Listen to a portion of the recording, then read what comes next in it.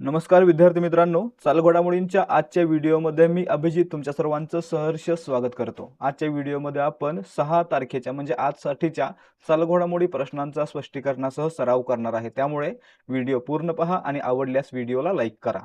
सुरुवात करूयात आजच्या प्रश्नांना। पहिला प्रश्न आहे 5 मे हा दिवस जगभरात कोणता दिन म्हणून साजरा केला जातो? या ठिकाणी पाहायचं आहे 5 मे हा दिवस आहे तो जगभरामध्ये जागतिक व्यंगचित्रकार दिवस म्हणून साजरा केला जातो, म्हणजे आपलं उत्तर असणार आहे पर्याय बी।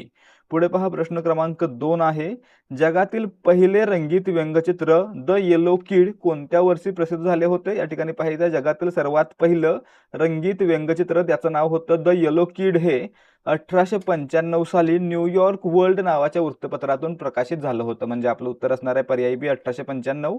वृत्तपत्राचं नाव पुढच्या प्रश्नामध्ये आणखी एकदा पाहूया। प्रश्न क्रमांक 3 जगातील पहिले रंगीत व्यंगचित्र द येलो किड हे कोणत्या वृत्तपत्रातून प्रसिद्ध झाले होते? वृत्तपत्राचं नाव काय होतं? New York world. न्यूयॉर्क वर्ल्ड मधून 1895 ला जगातील पहिलं रंगीत व्यंगचित्र द येलो किड हे प्रकाशित किंवा प्रसिद्ध झालं होतं, म्हणजे आपलं उत्तर पर्याय बी असणार आहे। याचे मालक कोण होते? Joseph Pulitzer. न्यूयॉर्क वर्ल्डचे मालक कोण? Joseph Pulitzer. ठीक आहे। प्रश्न क्रमांक 4 5 मे हा दिवस जागतिक व्यंगचित्रकार दिन म्हणून घोषित करण्याचा निर्णय नॅशनल कार्टुनिस्ट सोसायटीने कोणत्या दशकात घेतला? या ठिकाणी पाहायचं आहे 1990च्या दशकामध्ये, म्हणजे आपण त्याला काय म्हणतो 90s म्हणतो, 1990च्या दशकामध्ये नॅशनल कार्टुनिस्ट सोसायटीने हा निर्णय घेतलेला होता, म्हणजे आपलं उत्तर पर्याय सी असणार आहे। प्रश्न क्रमांक 5 भारतातील राजकीय व्यंगचित्रकलेचे जनक म्हणून कोणाला ओळखले जाते? या ठिकाणी पहा भारतातील विचारले, भारतातील राजकीय व्यंगचित्रकलेचे जनक आहेत के शंकर पिल्ले, म्हणजे आपलं उत्तर पर्याय सी। प्रश्न क्रमांक 6 मराठी व्यंगचित्रकारांच्या अखिल भारतीय संघटनेचे नाव काय आहे? या ठिकाणी पाहायचं आहे मराठी व्यंगचित्रकारांची अखिल भारतीय संघटना आहे, तिचं नाव आहे कार्टुनिस्ट कंबाईन। Cartoonist combine. ठीक आहे, म्हणजे आपलं उत्तर पर्याय सी।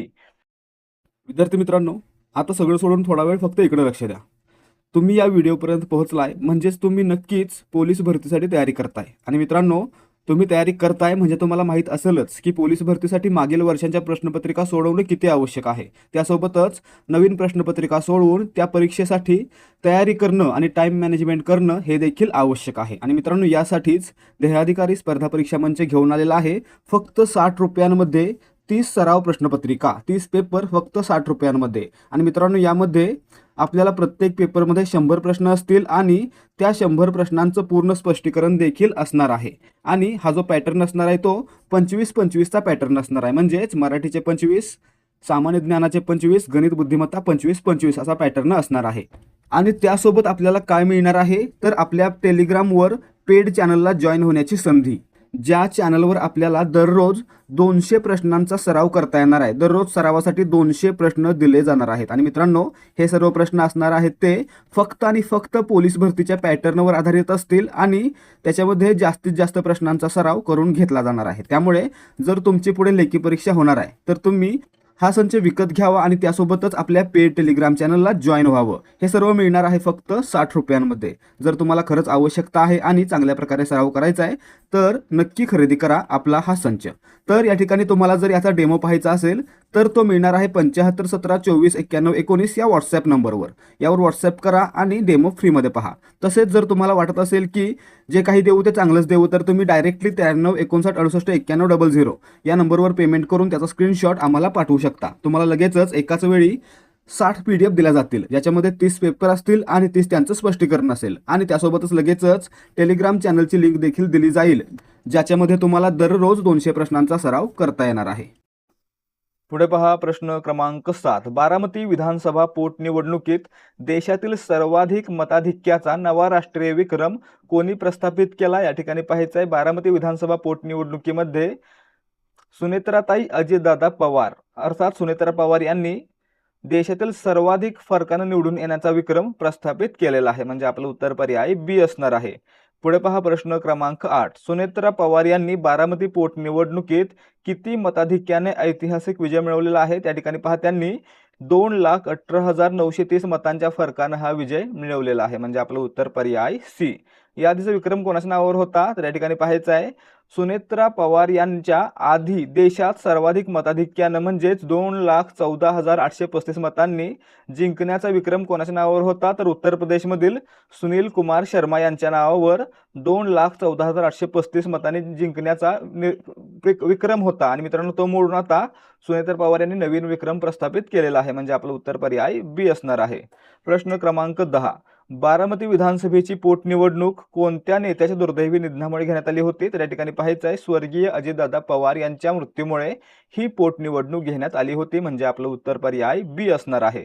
पुढे पाहायचं प्रश्न क्रमांक 11 महाराष्ट्राचे माजी उपमुख्यमंत्री अजित पवार यांचे कोणत्या तारखेला विमान अपघातात निधन झाले होते या ठिकाणी पाहायचं आहे अजितदादा पवार यांचं 28 जानेवारी 2026 रोजी विमान अपघातामध्ये बारामती येथे निधन झालं होतं म्हणजे आपलं उत्तर पर्याय बी असणार आहे. प्रश्न क्रमांक 12 पश्चिम बंगालमधील कोणता अत्यंत लोकप्रिय स्ट्रीट फूड प्रकार नुकताच पंतप्रधान नरेंद्र मोदी यांनी आस्वाद घेतल्याने चर्चेत आलेला आहे या ठिकाणी पाहायचं आहे नरेंद्र मोदी यांनी पश्चिम बंगालमध्ये झालमुरी खरेदी करून खाल्लेली होती त्यामुळे मित्रांनो हा आता जो स्ट्रीट फूडचा प्रकार आहे तो प्रसिद्धीस आलेला आहे म्हणजे आपलं उत्तर पर्याय सी. या ठिकाणी पहा प्रश्न क्रमांक 13 आहे झालमुरी या खाद्यपदार्थातील झाल या शब्दाचा अर्थ काय होतो झाल म्हणजे तिखट झाल म्हणजे काय तिखट म्हणजे पर्याय सी आणि मुरी म्हणजे चिरमुरे किंवा मुरमुरे. पुढे प्रश्न क्रमांक 14 झालमुरी या पदार्थाचे मुख्य आकर्षण म्हणून त्यात कोणते तेल वापरले जाते त्याच्यामध्ये मित्रांनो कच्चे मोहरीचे तेल म्हणजे सरसो का तेल वापरलं जातं म्हणजे आपलं उत्तर पर्याय बी असणार आहे. प्रश्न क्रमांक 15 झालमुरी हा पदार्थ पारंपरिकपणे कशामध्ये वाढला जातो या ठिकाणी पाहायचा हा जो पदार्थ आहे तो पारंपरिकपणे कागदाच्या शंकूमध्ये म्हणजे त्याला आपण काय म्हणतो द्रोण म्हणतो किंवा पश्चिम बंगाली भाषेमध्ये त्याला ठोना असं म्हणतात ठोनामध्ये दिला जातो म्हणजे आपलं उत्तर पर्याय बी असणार आहे. ठीक आहे आपल्याकडे ज्या प्रकारची भेळ असते त्या प्रकारे त्यांच्याकडे झालमुरी हा प्रकार आहे. ठीक आहे प्रश्न क्रमांक 16 वर्ल्ड प्रेस फ्रीडम इंडेक्स नुसार कोणत्या देशाचा जगात पहिला क्रमांक आहे या ठिकाणी पाहायचं आहे प्रश्न असा देखील विचारला जाऊ शकतो कोणत्या देशामध्ये वृत्तपत्रांना सर्वाधिक स्वातंत्र्य आहे तर मित्रांनो देशाचं नाव आहे नॉर्वे. नॉर्वे हा वर्ल्ड प्रेस फ्रीडम इंडेक्समध्ये जगामध्ये पहिल्या स्थानावर आहे म्हणजे आपलं उत्तर पर्याय सी असणार आहे. यादी एकूण किती देशांची आहे 180 देशांची आहे त्याच्यामध्ये पहिल्या क्रमांकावर नॉर्वे आहे. ठीक आहे पुढे पहा प्रश्न क्रमांक 17 वर्ल्ड प्रेस फ्रीडम इंडेक्स मध्ये भारताचा क्रमांक येतो आहे भारत हा 2025 साली 161व्या स्थानावर होता आणि आता त्याची सुधारणा होऊन भारत हा 2026 मध्ये 157व्या स्थानावर जाऊन पोहोचलेला आहे म्हणजे पर्याय डी आपलं उत्तर असणार आहे. प्रश्न क्रमांक 18 वर्ल्ड प्रेस फ्रीडम इंडेक्स नुसार कोणत्या देशाचा शेवटचा क्रमांक आहे या ठिकाणी पाहायचं आहे मागच्या 3 वर्षापासून इरिट्रिया हा देश 180व्या स्थानावर आहे. लक्षात ठेवायचं इरिट्रिया हा वर्ल्ड प्रेस फ्रीडम इंडेक्समध्ये शेवटच्या म्हणजे 180व्या स्थानावर आहे आणि मागच्या 3 वर्षापासून तो या स्थानावर आहे म्हणजे पर्याय सी आपलं उत्तर असणार आहे. भारत किती आहे 161व्या आणि पहिल्या क्रमांकावर नॉर्वे. पुढे पहा प्रश्न क्रमांक 19 आशिया पॅसिफिक क्षेत्रात कोणत्या देशाने वर्ल्ड प्रेस फ्रीडम इंडेक्समध्ये सर्वोत्तम म्हणजे 22वा क्रमांक मिळवलेला आहे या ठिकाणी पाहायचं आहे आशिया पॅसिफिक देशांच्या यादीमध्ये पहिल्या क्रमांकावर आहे न्यूझीलंड आणि मित्रांनो या यादीमध्ये पूर्णपणे यादीमध्ये हा 22व्या स्थानावर आहे म्हणजे आपलं उत्तर पर्याय डी असणार आहे. लक्षात ठेवायचं आहे आशिया आणि पॅसिफिक देशांमध्ये न्यूझीलंड हा पहिल्या क्रमांकावर येतो परंतु संपूर्ण जगामध्ये तो 22व्या क्रमांकावर आहे. त्याच प्रकारे पुढचा प्रश्न आहे दक्षिण आशियातील कोणता देश वर्ल्ड प्रेस फ्रीडम इंडेक्समध्ये सर्वोत्कृष्ट 87व्या क्रमांकावर ठरलेला आहे या ठिकाणी पाहायचं आहे संपूर्ण देशांच्या यादीमध्ये 87व्या स्थानावर तसेच दक्षिण आशियाई देशांमध्ये पहिल्या स्थानावर कोणता देश आहे तर नेपाळ आहे. ठीक आहे म्हणजे आपलं उत्तर पर्याय बी असणार आहे. ठीक आहे जगामध्ये कितवा क्रमांक आहे 87वा आणि दक्षिण आशियामध्ये नेपाळचा पहिला क्रमांक आहे. पुढे पहा प्रश्न क्रमांक 21 भारताच्या गॅलेक्स आय या स्टार्टअप कंपनीने नुकताच कोणता उपग्रह यशस्वीरित्या प्रक्षेपित केला आहे या ठिकाणी पाहायचं आहे ऑप्टोसार किंवा दृष्टी नावाचा उपग्रह गॅलेक्स आय नावाच्या कंपनीनं अवकाशामध्ये प्रक्षेपित केलेला आहे म्हणजे आपलं उत्तर पर्याय बी असणार आहे दृष्टी किंवा ऑप्टोसार. लक्षात ठेवायचं ऑप्टोसार हे त्याचं देखील नाव आहे ऑप्टोसार हे देखील त्याचं नाव आहे उलट सुलट सांगतोय मी. प्रश्न क्रमांक 22 गॅलेक्स आय कंपनीचा दृष्टी उपग्रह कोणत्या रॉकेटद्वारे प्रक्षेपित करण्यात आला? या ठिकाणी पहा, दृष्टी उपग्रह आहे तो प्रक्षेपित करण्यासाठी अमेरिकेतील स्पेसएक्स या कंपनीची सहायता घेण्यात आली आणि त्याच्या फाल्कन 9 या रॉकेटद्वारे हा प्रक्षेपित करण्यात आला. म्हणजे आपलं उत्तर पर्याय सी असणार आहे.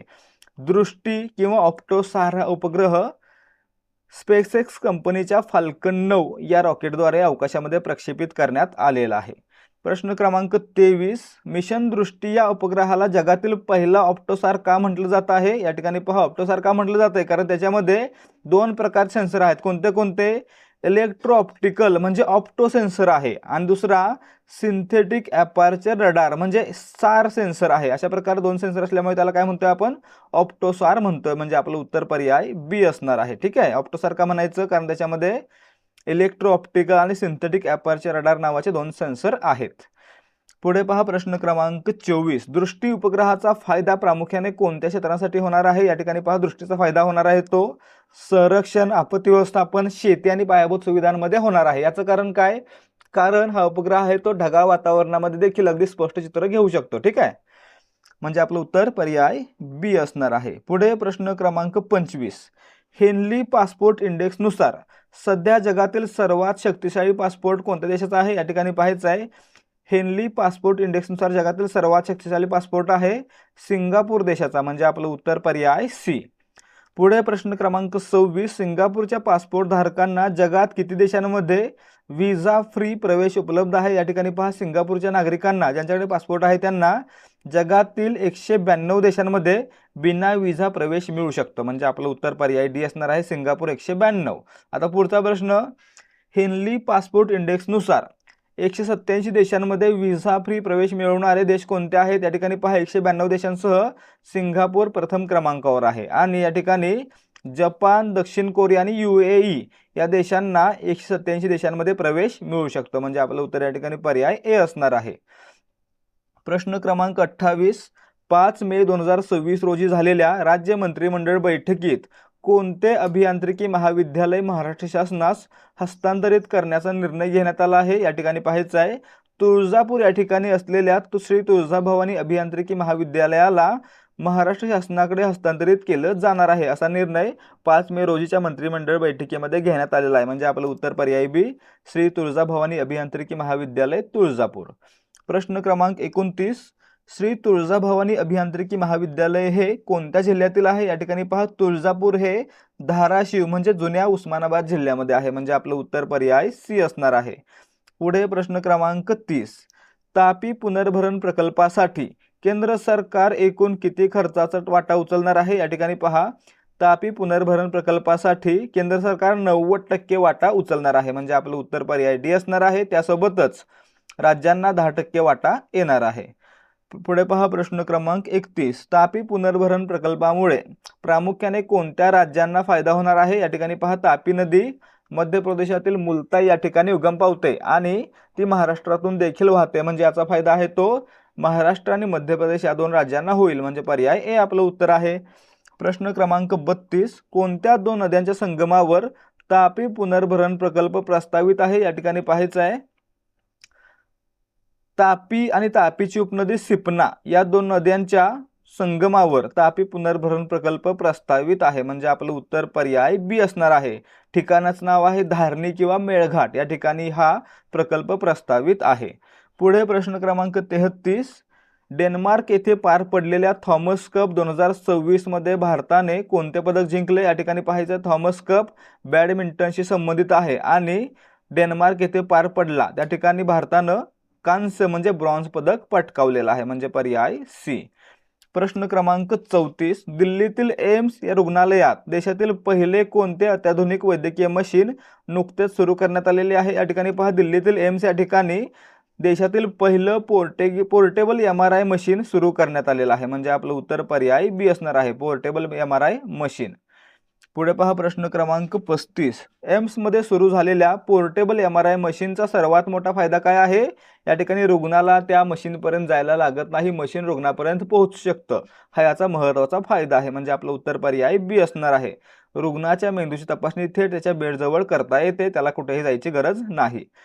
प्रश्न क्रमांक 36, 2026 मध्ये IPL संघ राजस्थान रॉयल्स किती कोटी रुपयांना विकला गेला या ठिकाणी पाहायचं आहे. 2026च्या IPL मध्ये राजस्थान रॉयल्स हा पहिल्या क्रमांकावर आहे, पहिल्या स्थानावर आहे आणि मित्रांनो तो 15,660 कोटी रुपयांना विकला गेलेला आहे. म्हणजे आपलं उत्तर पर्याय सी असणार आहे. आणि मित्रांनो या किमतीमुळे तो आतापर्यंतचा दुसऱ्या क्रमांकाचा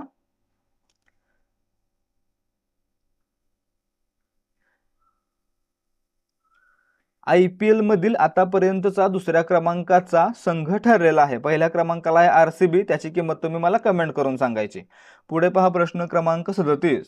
राजस्थान रॉयल्स खरेदी करणाऱ्या कन्सोर्टियम मध्ये प्रामुख्याने कोणत्या 2 उद्योगपतींचा समावेश आहे? याच्यामध्ये पहा प्रामुख्याने लक्ष्मी मित्तल आणि अदार पुनावाला. अदार पुनावाला कशाचे संस्थापक आहेत? सिरमचे संस्थापक आहेत, सिरम इंडियाचे संस्थापक आहेत. ठीक आहे, या दोघांचा याच्यामध्ये समावेश होता. म्हणजे आपलं उत्तर पर्याय बी, लक्ष्मी मित्तल आणि अदार पुनावाला यांनी राजस्थान रॉयल्स हा संघ खरेदी केलेला आहे. पुढे पहा प्रश्न क्रमांक 38. राजस्थान रॉयल्स हा संघ 2008च्या पहिल्या IPL हंगामात किती कोटींना विकला गेला होता? या ठिकाणी पहा त्याची किंमत त्यावेळी 280 कोटी रुपये होती. 2008च्या पहिल्या IPL मध्ये राजस्थान रॉयल्सची किंमत होती 280 कोटी. आता किती झालेली आहे? 15,660 कोटी. म्हणजे आपलं उत्तर पर्याय सी असणार आहे. पुढे प्रश्न क्रमांक 39. 2026 मध्ये राजस्थान रॉयल्स खरेदी केल्यानंतर सर्वात महागड्या IPL संघांच्या यादीत त्याचा क्रमांक किती आहे? त्याचा क्रमांक आहे दुसरा. ठीक आहे, पहिल्या क्रमांकाला आहे RCB, त्याची किंमत कमेंट करून सांगायची. प्रश्न क्रमांक 40. 15,660 कोटी रुपयांच्या व्यवहारात अदार पुनावाला यांनी राजस्थान रॉयल्स मधील हिस्सेदारी किती टक्के आहे? या ठिकाणी पहा अदार पुनावाला यांनी राजस्थान रॉयल्स हा संघ खरेदी केला. कोणासोबत मिळून? लक्ष्मी मित्तल यांच्यासोबत मिळून. आणि मित्रांनो याच्यामध्ये अदार पुनावाला यांचा 18% हिस्सा असणार आहे. म्हणजे आपलं उत्तर पर्याय बी आहे. ठीक आहे, तर विद्यार्थी मित्रांनो या ठिकाणी आजचे प्रश्न समाप्त होत आहेत. जर तुम्हाला आजच्या प्रश्नांची उत्तर आणि स्पष्टीकरण आवडलं असेल तर व्हिडिओला लाईक करा आणि याच प्रकारचे व्हिडिओ पाहण्यासाठी आपल्या चॅनलला सबस्क्राईब करा. भेटूयात पुढच्या भागामध्ये. जय हिंद, जय भारत आणि जय महाराष्ट्र.